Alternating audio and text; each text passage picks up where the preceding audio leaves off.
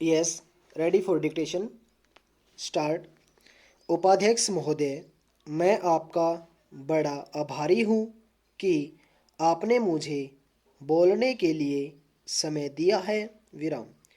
मैं आपसे निवेदन करना चाहता हूँ कि मुझे कुछ अधिक समय दिया जाए क्योंकि मुझे काफ़ी बातें कहनी है। विराम।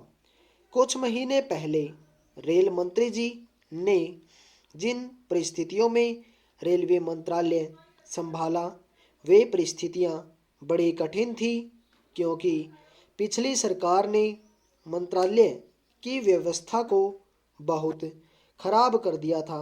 विराम। इस सब के बावजूद भी रेल मंत्री जी ने मंत्रालय की व्यवस्था में सुधार कर दिया है और इसके लिए मैं उनको बधाई देना चाहता हूँ। विराम।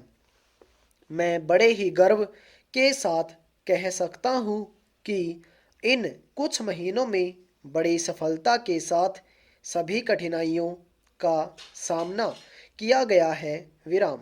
देश में सूखा पड़ने के कारण उस समय काफ़ी कठिनाई आ गई थी। इस समय भी रेलवे ने दूर दूर के क्षेत्रों में नागरिकों के लिए आवश्यक चीज़ों की समय पर पहुंचाया है ताकि आम जनता को अधिक परेशानी का सामना न करना पड़े। विराम। मैं यह भी बताना चाहता हूँ कि बिहार के कुछ ऐसे क्षेत्रों में जहाँ पीने के पानी का बहुत अभाव हो चुका था, वहाँ पर भी रेलों द्वारा पीने के पानी को पहुँचाकर जनता को बहुत अधिक राहत पहुँचाई गई है। पूर्ण विराम। पैरा।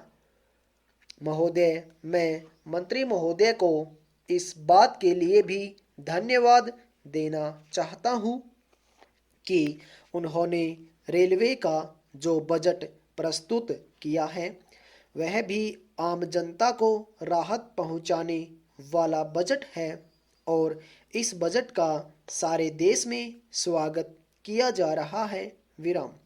ऐसे समय में जबकि सारे देश की आम जनता बढ़ती हुई महंगाई से बहुत परेशान है, रेलवे बजट में इस तरह की व्यवस्था करना जिससे आम जनता पर अधिक भार न पड़े, एक स्वागत योग्य बात है।